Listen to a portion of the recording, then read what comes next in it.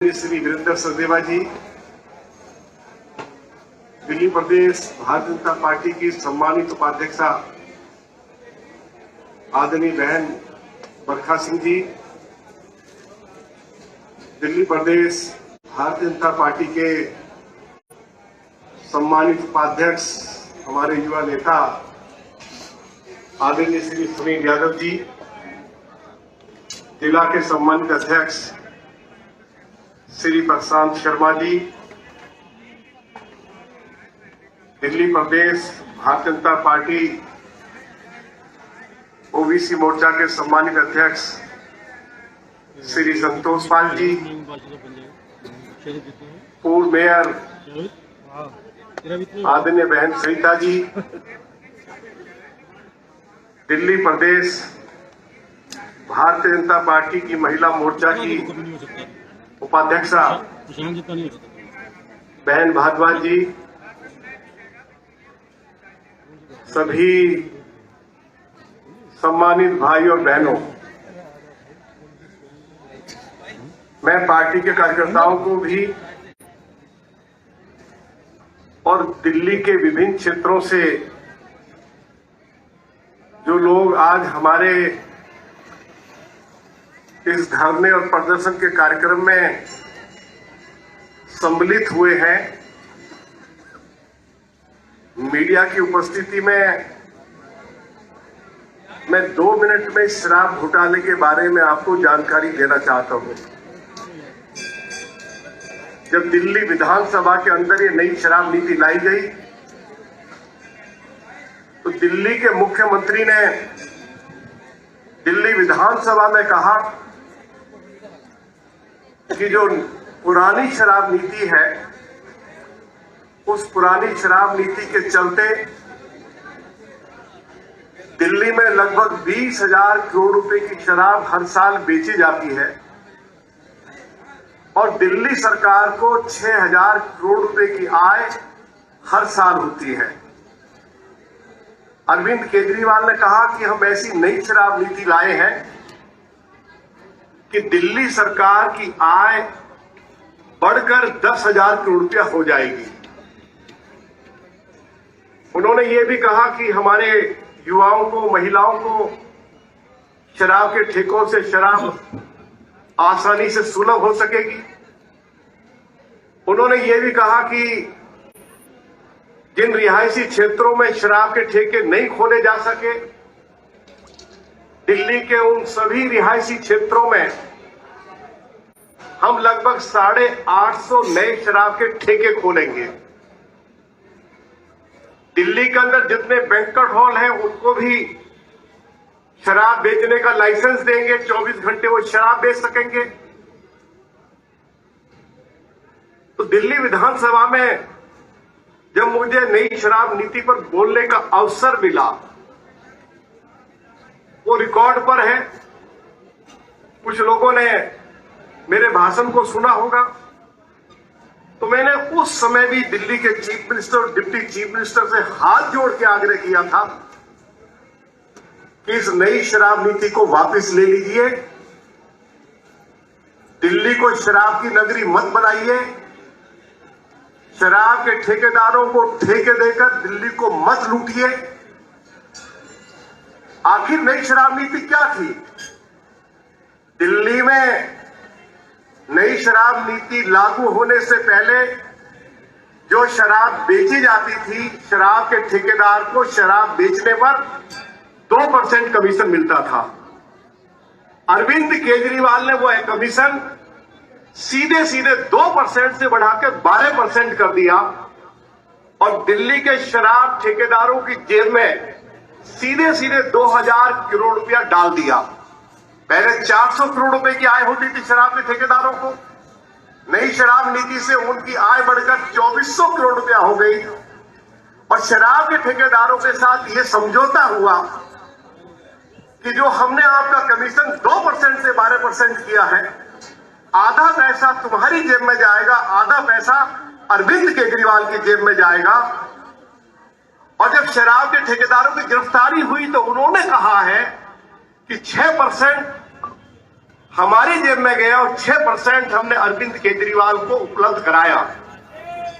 तो लगभग ये 6,000 करोड़ रुपए का घोटाला है।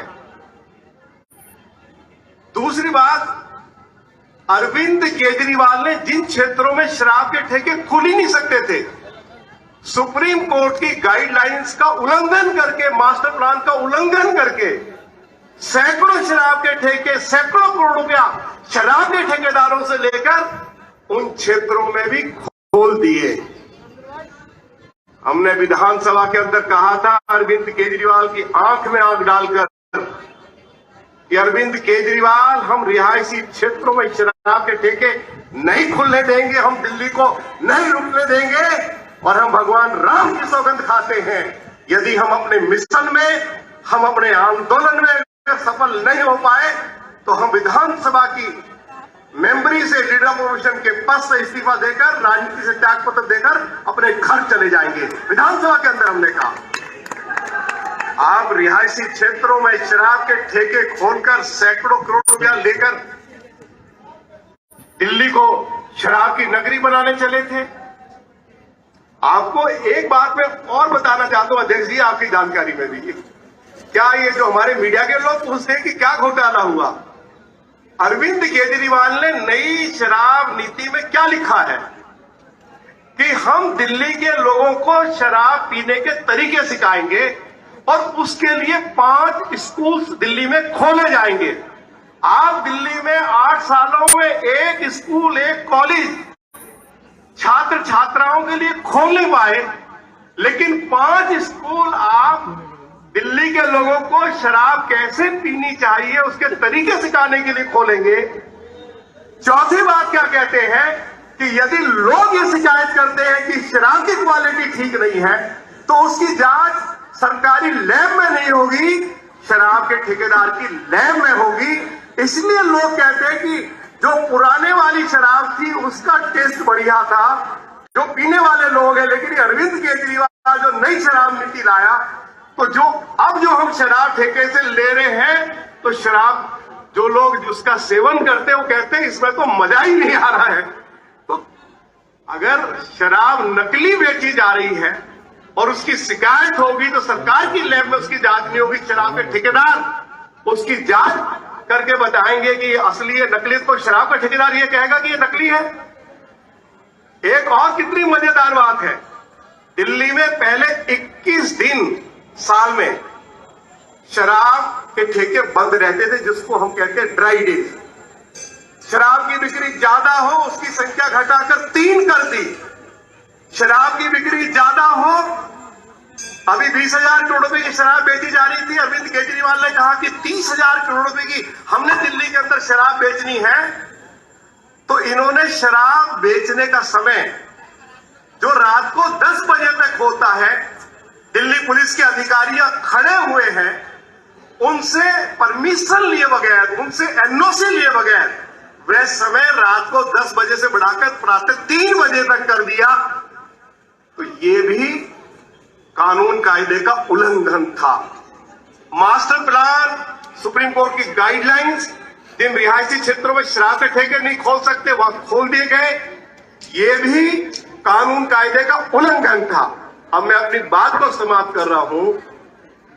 अरविंद केजरीवाल जिस शराब नीति के बारे में ये कह रहे थे वर्ल्ड क्लास शराब नीति है, हम कह रहे थे इसको वापस लो, तो आज अरविंद केजरीवाल से हम पूछना चाहते हैं ये इतनी अच्छी शराब नीति थी तो आपने इसको वापस क्यों लिया।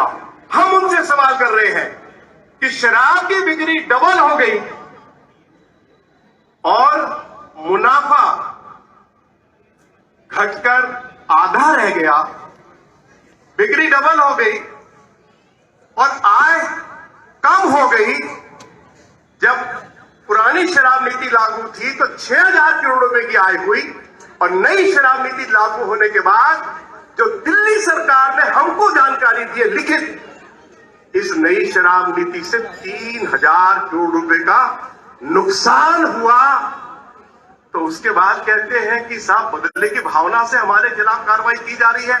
आपने दिल्ली सरकार का खजाना लूट लिया, आपने दिल्ली को शराब की नगरी बनाने की कोशिश की। भारतीय जनता पार्टी के कार्यकर्ताओं ने दिल्ली प्रदेश की लीडरशिप के नेतृत्व में विधानसभा के अंदर भी और विधानसभा के बाहर भी सड़कों पर अरविंद केजरीवाल के गुंडों ने हमारे जब कार्यकर्ता शराब के ठेके बंद करवाने के लिए जाते थे उनके ऊपर लाठियां बरसवाई, हमारे लोगों के खिलाफ मुकदमे दर्ज करवाए। लेकिन भारतीय जनता पार्टी के कार्यकर्ताओं ने कदम पीछे नहीं हटाए और सभी ने इस बात की सौगंध खाई कि जब तक ये नई शराब नीति वापस नहीं हो जाएगी और deputy chief minister Manish Sisodia का इस्तीफा नहीं हो जाएगा, इसकी गिरफ्तारी नहीं हो जाएगी, भारतीय जनता पार्टी के कार्यकर्ताओं ने भगवान राम की सौगंध खाकर कहा कि हम अपने आंदोलन को रोकेंगे नहीं। आज दिल्ली प्रदेश भारतीय जनता पार्टी के अध्यक्ष आदरणीय श्री वीरेंद्र सचदेवा जी के नेतृत्व में पूरी दिल्ली में भारतीय जनता पार्टी के कार्यकर्ताओं ने, दिल्ली के लोगों ने आंदोलन छेड़ दिया है कि जब तक अरविंद केजरीवाल का त्याग पत्र नहीं होगा हमारा आंदोलन पूरी दिल्ली के अंदर तब तक जारी रहेगा जब तक इसका त्याग पत्र नहीं हो जाता है। और जहां सत्येंद्र जैन को भेजा गया है और जहां मनीष सिसोदिया को भेजा गया है, जब तक दिल्ली के मुख्यमंत्री अरविंद केजरीवाल को वहीं नहीं भेज दिया जाएगा हमारे कदम रुकने वाले नहीं हैं। आज हम हनुमान मंदिर के प्रांगण में इस बात की सौगंध लेते हैं। मैं आज आपको स्पष्ट कर देना चाहता हूं, 2-3 बात कह के मैं अपनी बात को समाप्त करूंगा। केवल एक ही घोटाला नहीं है अध्यक्ष जी, जल बोर्ड में 58,000 करोड़ रुपए का घोटाला हुआ, 3 लोगों की गिरफ्तारी हो गई। बिजली में 8,000 करोड़ रुपए का घोटाला हुआ है, केस रजिस्टर्ड हो गया है। दिल्ली सरकार के स्कूल्स में जो कच्चे रूम्स बनाए जा रहे हैं, पीडब्ल्यूडी सीपीडब्ल्यूडी ने अपनी रिपोर्ट में कहा कि 8 लाख रुपए से ज्यादा एक कमरे के बनाने पर खर्चा नहीं होना चाहिए और अरविंद केजरीवाल की सरकार ने 33 लाख रुपया एक छोटा सा शौचालय बनाने के ऊपर 33 लाख रुपया खर्च किया। सेंट्रल विजिलेंस कमीशन जो सबसे बड़ी देश की जो एजेंसी है जो ये देखती है कि कोई भ्रष्टाचार हुआ या नहीं हुआ है, तो सेंट्रल विजिलेंस कमीशन ने कहा कि अरविंद केजरीवाल की सरकार ने सैकड़ों करोड़ रुपए का घोटाला किया है। अरे दिल्ली के अंदर लाखों कंस्ट्रक्शन वर्कर्स हैं, 4,000 करोड़ रुपया उनके हिस्से का जो दिल्ली सरकार के खजाने में जमा था, अरविंद केजरीवाल ने कंस्ट्रक्शन वर्कर्स को तो एक पाई पैसा नहीं दिया, लगभग 13 लाख इनकी पार्टी के कार्यकर्ता और इनके रिश्तेदारों के नाम रजिस्ट्रेशन करके वो 3,000 करोड़ से लेकर 4,000 करोड़ रुपया आम आदमी पार्टी के कार्यकर्ताओं की जेब में डाल दिया। जल्दी उस मामले में भी एफआईआर होने वाली है और सरकार का कोई ना कोई मंत्री कंस्ट्रक्शन वर्कर्स के साथ जो इन्होंने धोखा किया है उनके हिस्से का पैसा भी इन्होंने अपने पार्टी के कार्यकर्ताओं की से उस पैसे से जेबें भर दी, तो वो कार्रवाई भी अभी होनी बाकी है। अनेक घोटाले अरविंद केजरीवाल की सरकार ने किए हैं। मैं अंत में यही कहते हुए कि अरविंद केजरीवाल 8 सालों में आप कोई स्कूल, कोई हॉस्पिटल, कोई डिस्पेंसरी, कोई नया कम्युनिटी सेंटर, कोई बड़ा कोई पार्क, कोई स्टेडियम आप बना नहीं पाए, कोई आप फ्लाईओवर नहीं बना पाए, कोई आप दिल्ली के अंदर स्कूल और कॉलेज नहीं खोल पाए, लेकिन आपने दिल्ली को इन 8 सालों में लूटा है। आज दिल्ली की हालत बहुत खराब है। दिल्ली दुनिया का सबसे ज्यादा प्रदूषित शहर आपने बना दिया। सरकारी अस्पतालों की हालत यह है कि सुप्रीम कोर्ट को यह कहना पड़ा कि अरविंद केजरीवाल तुम्हारे अस्पतालों की हालत बूचड़ खाने से भी ज्यादा खराब है। गरीब आदमी के लिए जो मोदी जी की सरकार राशन भेज रही है वो आज राशन गरीब तक पहुंच नहीं पा रहा है। दिल्ली की सड़कें टूटी पड़ी है। दिल्ली में गरीब लोग हो, चाहे मध्यम वर्ग के लोग हो, चाहे अमीर लोग हो, जल बोर्ड जो उनको पीने का पानी उपलब्ध करा रहा है, जल बोर्ड ने जो सैंपल उठाए हैं 365 सैंपल फेल हो गए और रिपोर्ट आ गई है कि जो पानी जल बोर्ड दिल्ली के लोगों को पीने के लिए उपलब्ध करा रहा है वह दूषित है। उसको पीकर लोगों के पेट खराब हो रहे, किडनी और लीवर खराब हो रहे हैं। तो इस तरह का पीने का पानी अरविंद केजरीवाल की सरकार के द्वारा दिल्ली के लोगों को उपलब्ध कराया जा रहा है। हम अंत में दिल्ली प्रदेश भारतीय जनता पार्टी के अध्यक्ष आदरणीय श्री वीरेंद्र सचदेवा जी की एबल लीडरशिप में हम दिल्ली के मुख्यमंत्री अरविंद केजरीवाल से आज इस स्थान पर उनका त्याग पत्र मांगने के लिए एकत्रित हुए हैं। पहले त्याग पत्र होगा और उसके बाद गिरफ्तारी होगी। इसी मांग को लेकर आज हम बड़ी संख्या में यहाँ एकत्रित हुए हैं। मैं सभी कार्यकर्ता साथियों को इस शानदार कार्यक्रम के लिए अपनी ओर से बहुत बहुत बधाई और शुभकामनाएं देना चाहता हूं और आदरणीय अध्यक्ष श्री वीरेंद्र सचदेवा जी की लीडरशिप में दिल्ली के ये दुनिया का जो सबसे भ्रष्ट मुख्यमंत्री है, इसका इस्तीफा भी होगा और इसकी गिरफ्तारी भी होगी। इसकी जगह दिल्ली सेक्रेटेरिएट में नहीं होगी, इसकी जगह दिल्ली विधानसभा के अंदर नहीं होगी, इस व्यक्ति की जगह तिहाड़ जेल में होगी। यही बात हमने मनीष सिसोदिया के बारे में कही थी, यही सत्येंद्र जैन के बारे में कही थी। पर आज दिल्ली प्रदेश भारतीय जनता पार्टी के सम्मानित अध्यक्ष की उपस्थिति में भारतीय जनता पार्टी के कार्यकर्ता आज ये सौगंध उठा रहे हैं कि अरविंद केजरीवाल तुझे जेल भिजवाकर हम अपने घर आराम से हम चैन की सांस लेंगे। बहुत बहुत धन्यवाद।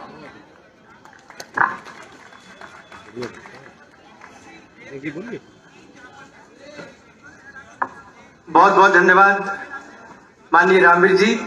हमारा कल से लगातार इस कार्यक्रम के लिए सहयोग करने वाले किशोर भाई, संख्या की दृष्टि से व्यवस्था करने में करण बंका जी, इस मंडल के हमारे अध्यक्ष राघव जी, अनुराधा जी, राकेश सोनकर जी, जिला महामंत्री वीरेंद्र जी, विकास जी, रोहित जी, रवि जौहरी जी, नितिन सरदारे जी, सतीश चिगल जी, सतीश जम जी, रवि अग्रवाल जी, भगत टोकस जी, वीरेंद्र जी, अनीता गुप्ता जी, RN त्रिपाठी जी, मीनू रजावत जी, ममता जी, RS चौरसिया जी और सुनील जैन जी, विशेष रूप से नेपाली भाई जो अपनी पूरी संख्या के साथ नेपाली भाई यहाँ पर मौजूद है, सचिन जी, शरद जी, सुजाता जी, पवन भाई, मैं सबके नाम लेकर रहूंगा तो सभी हमारे कार्यकर्ता यहाँ पर है। मैं इससे पूर्व हमारे माननीय अध्यक्ष वीरेंद्र सचदेवा जी हमारा मार्गदर्शन करें। एक बार नई दिल्ली विधानसभा और सभी कार्यकर्ता पूरे जोश के साथ में उद्घोष करेंगे, केजरीवाल इस्तीफा दो, केजरीवाल इस्तीफा दो। गली गली में शोर है, गली गली में शोर है। अब तो ये स्पष्ट है, अब तो ये स्पष्ट है, अब तो ये स्पष्ट है, अब तो ये स्पष्ट है, अब तो ये स्पष्ट है। इस्तीफा दो, इस्तीफा दो, इस्तीफा दो, इस्तीफा दो। मैं अनुरोध करूंगा माननीय प्रदेश अध्यक्ष श्रीमान वीरेंद्र सचदेवा जी से एक बार जोरदार तालियों से, जिनके मार्गदर्शन में लगातार हम सड़क पे उतरे हुए हैं, माननीय वीरेंद्र सचदेवा जी।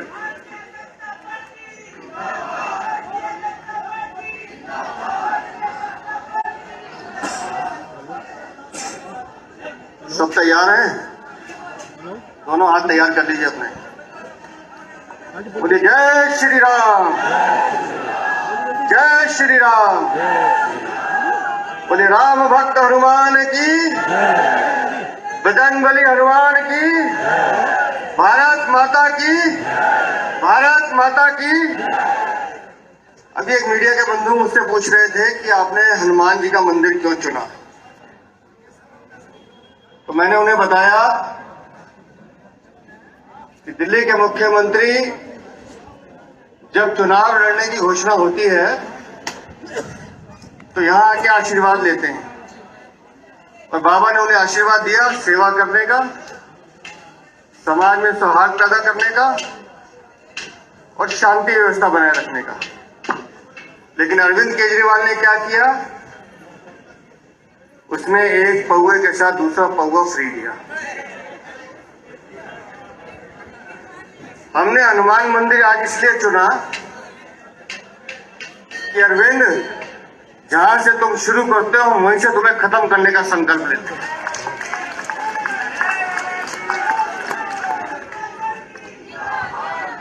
अब हम 2025 का भी इंतजार नहीं करेंगे। इस शराब घोटाले में अरविंद केजरीवाल, तुम्हें इस्तीफा देना ही होगा। भारतीय जनता पार्टी ने जन जागरण अभियान शुरू किया। आज हम दिल्ली की 70 विधानसभाओं में होलिका दहन कर रहे हैं और हम सबको मालूम है कि होलिका दहन बुराई पे अच्छाई की विजय का प्रतीक है।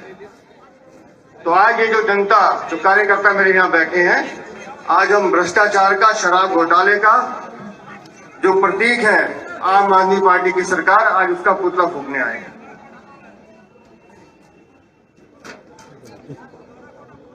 मुझसे एक बंधु पूछ रहे थे कि कई विपक्षी नेताओं ने चिट्ठी लिखी है। तो रामवीर जी, मैंने उन्हें कहानी सुनाई और हम सब ने बचपन में ये कहानी सुनी है कि आसुरी शक्तियों से ओतप्रोत एक राजा था जो जनता पर जुल्म करता था, अत्याचार करता था, लेकिन उसका अंत नहीं होता था क्योंकि उसकी जान एक तोते में बंद थी।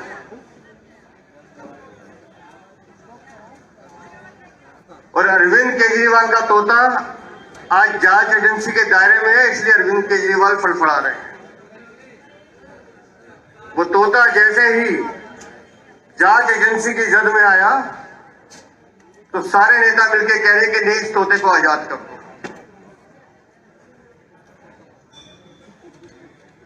अरविंद केजरीवाल, तुम्हें जनता को बताना होगा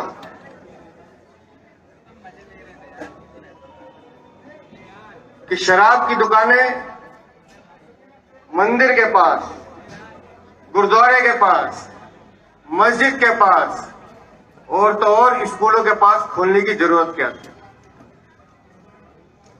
अरविंद, तुम्हें बताना होगा कि दिल्ली में अगर 346 दुकानें थी तो तुमने उन दुकानों को 850 क्यों किया? अरविंद, तुम्हें यह भी बताना होगा कि जिन ठेकेदारों को 2% कमीशन मिलती थी, तुमने उनकी कमीशन बढ़ाकर 12% क्यों की? वो 10% कमीशन का पैसा किसकी जेब में जाता था? अरविंद, तुम्हें यह भी बताना होगा कि अगर तुम्हारी शराब नीति ठीक थी तो जैसे ही सीबीआई जांच शुरू हुई, 24 घंटे के अंदर ये जांच जैसे ही प्रारंभ हुई, 24 घंटे के अंदर ये शराब की नीति वापस क्यों ले ली? अगर तुम ठीक थे तो अड़े रहते, अपनी बात पर रुके रहते, लेकिन नहीं, क्योंकि जिस मंत्री ने इस शराब की नीति को स्वीकृति दी, उस मंत्री परिषद के मुखिया अरविंद केजरीवाल है और उनकी सहमति के बिना ये घोटाला हो नहीं सकता। करोड़ों रुपए का घोटाला है, वो पैसा आपका हमारा है जो ये नेता खा गए।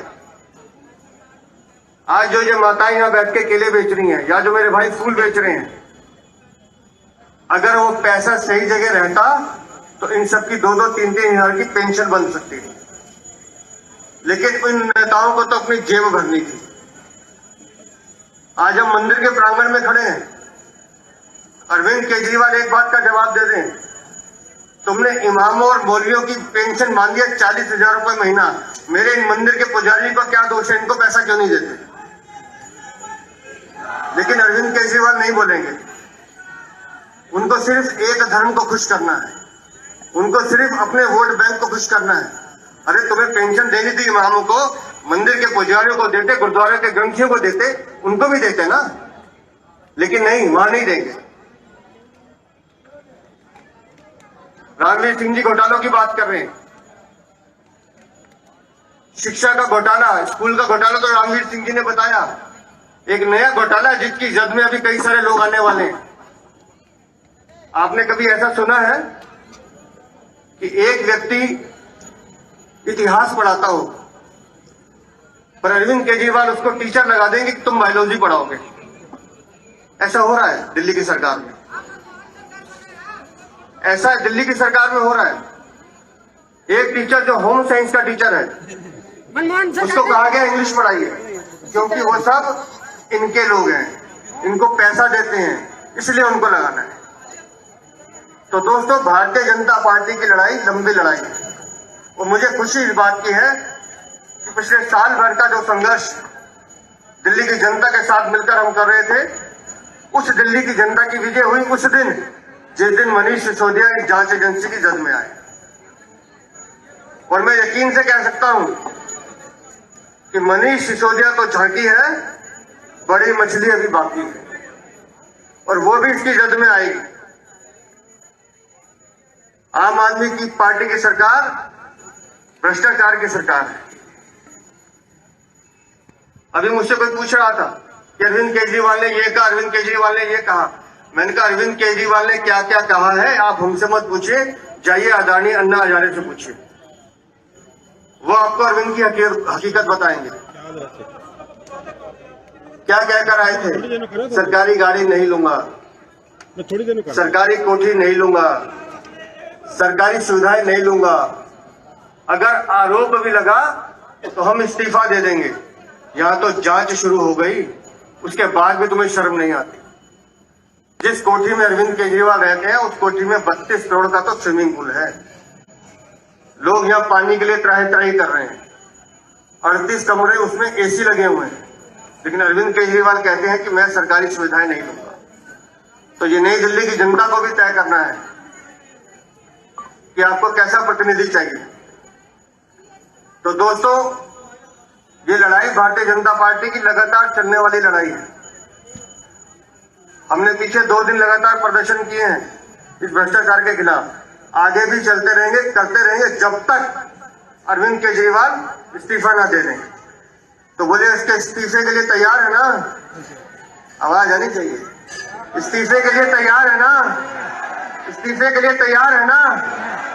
तो अभी इस भ्रष्टाचार के पुतले को जलाने का काम करते हैं और इस भ्रष्टाचार का पुतला जब नीचे गिरेगा तो यकीन मानिए अरविंद केजरीवाल की उल्टी गिनती आज से शुरू हो गई है। बहुत बहुत धन्यवाद, बहुत बहुत आभार। भारत माता की, भारत माता की।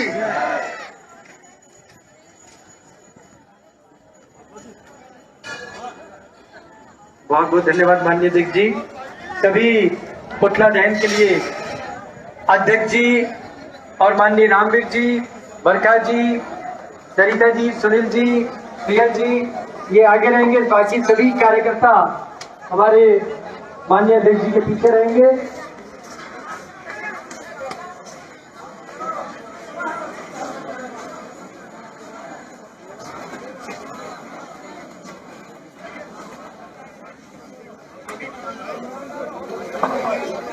हमारे अजीत कुमार जी, अजय जी,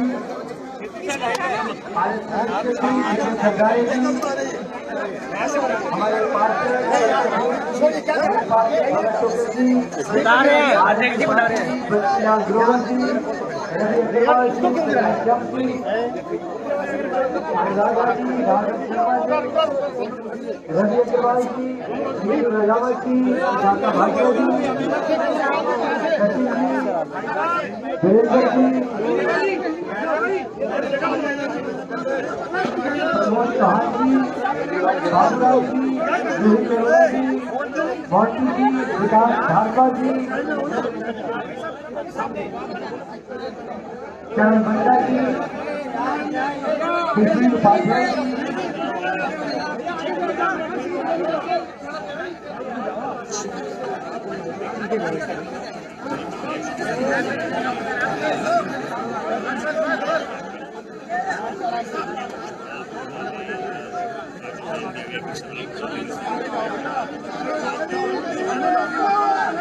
केजरीवाल चोर है, केजरीवाल चोर है, केजरीवाल चोर है, केजरीवाल चोर है, केजरीवाल चोर है,